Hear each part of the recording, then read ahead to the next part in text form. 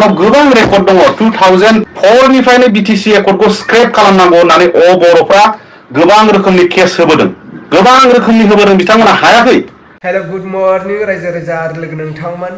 बे आंनि बसखौ बर' इउट्यूब चेनेलाव बरायग्रोनानै खुलुमग्रोनाय थाबाय आसा खालामो नोंथांमोना भिडिअखौ जोबजासिम नायलांगोन आरो दिनैनि गुबै टपिकआनो जाहैबाय जोंहा प्रमद बर' सार आरो इउजि ब्रह्मखौहाय दिनै गोख्रों बाथ्राजों सोंखारनायखौ जों नुनो मोन्दों। थारैनो बाथ्राया बेसेबां सैथो आरो बे सारनि बुंनाय बाथ्राया सैथो नंगौना नङा नोंथांमोना बिजिरनानै जोबनायाव कमेन्टनि गेजेरजों फोरमायहरबानो जाबाय। थारैनो दिनैहाय प्रमद बर' सार इउजि ब्रह्म सार आरो जोंहा डेपुटि चिफ गबिन्द बसुमतारी सार आरो हाग्रा बिफान इएम रनजित बसुमतारी सार स' बिथांमोना बुंबाय थायो बिश्वनाथ आरो सनितपुर स' बेफोरो बिटिआरआव हाबबाय आरो गामि सोसनजोबनाय जाजोब्बाय होननानै बुंदों। बिनि सायावनो जोंहा मानाव गेदेर सारा दिनै खेंफोरथि होदों जे प्रमद बर' सार इउजि ब्रह्म सार स' नोंथांमोना थगायबाय थानो नांलिया मानो होनोब्ला जों रायजो राजाफ्रा बुजिनो गोनां आद्रा गैलिया होननानै जोंहा बिथां सारा बुंदों। स' नोंथांमोना नायलांबानो जाबाय बे सारा मा बाथ्रा बुंदों स' रोखा रोखा सारानो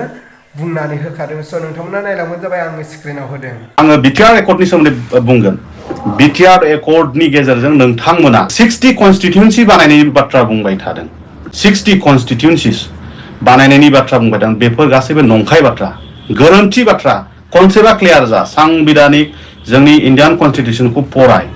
आंनाव गोबां रेकर्ड दङ 2004 निफ्रायनो बीटीसी एकर्डखौ स्क्रेप खालामनांगौ होननानै बर'फ्रा गोबां रोखोमनि केस होबोदों गोबां रोखोमनि होबोदों बिथांमोना हायाखै जेनबोबाय थादों मानि थाखाय जेनदों अनलि जोंना सेफगार्ड दङ कन्स्टिट्युसनेल सेफगार्ड थानायनि थाखायसो जोंनि 6 शिड्युलखौ रावबो जेबो खालामनो हायाखैमोन। नाथाय निजा बुबिया जोंनो जोंनि 6 शिड्युलखौ सिफायनायनि खामानिखौ 2020 मायथाइनि 27 जानुवारि नेक्स्ट एकर्डनिफ्राय बे खामानिया जाबाय थादों इनडाइरेक्ट मेनारै जोंनि बीटीसी मोनखानाय 6 शिड्युलखौ जोंनि बीटीसीनि 6 शिड्युला सिफायनायनि माबोरै आं बेखौ बुंगोन जे माबोरै होनाबा जोंना 40टा कन्स्टिट्युएन्सिनि गेजेराव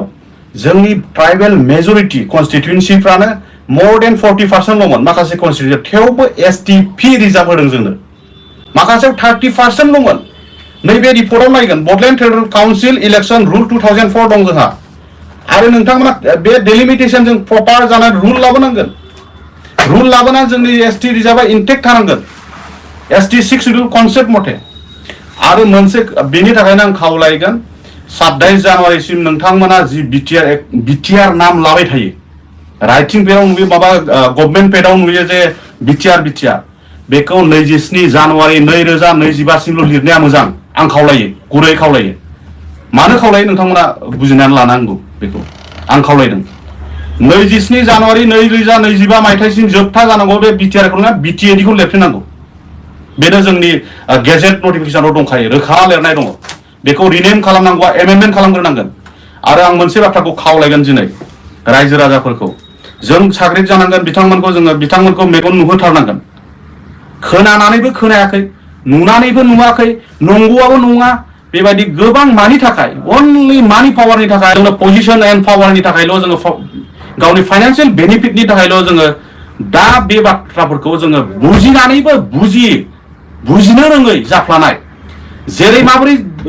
बुजिनो रोङै जाफ्लाखो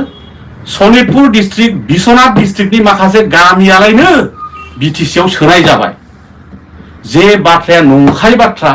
जि बाथ्राया जाथावना नङा नोंथांमोना गले गले रिकुवेस्ट खालामनायावसो गभर्नमेन्ट अफ आसामा नोंथांमोननिखौ नैबे गामियाव हाबबाय नटिफिकेशननि गेजेरजों होलागासिनो दङ बेफोर बाथ्राया गनायजाथाव नङा टेक्निकेलि लिगेलि मानो गनायजाथाव नङा गंसे गामिया थाबाय हमना लादो गहपुर पुलिस स्टेशननि आन्डाराव मोनसे गामि मोनफ्रोमबो रेभिनिउ भिलेज माखासे फरेस्ट भिलेज थायो फरेस्ट भिलेज मेक्सिमाम फरेस्ट भिलेजखौ आं सोनाय नुदों रेभिनिउ भिलेजबो नंगौआ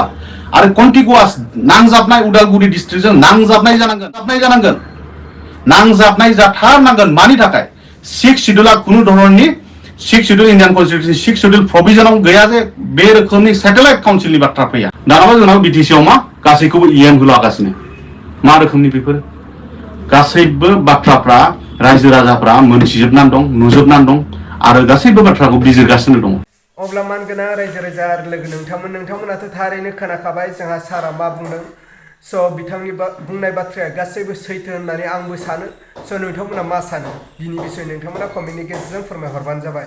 अब्ला आङो दिनै भिडिअखौ बेखिनियावनो फोजोबबाय नेक्स्ट भिडिअआव लोगो मोनगोन आरो भिडिअखौ मोजां मोनदोंब्ला लाइक खालाम आरो चेनेलखौ मोजां मोनदोंब्ला अननानै साबस्क्राइब खालामनानै हो लोगोफोर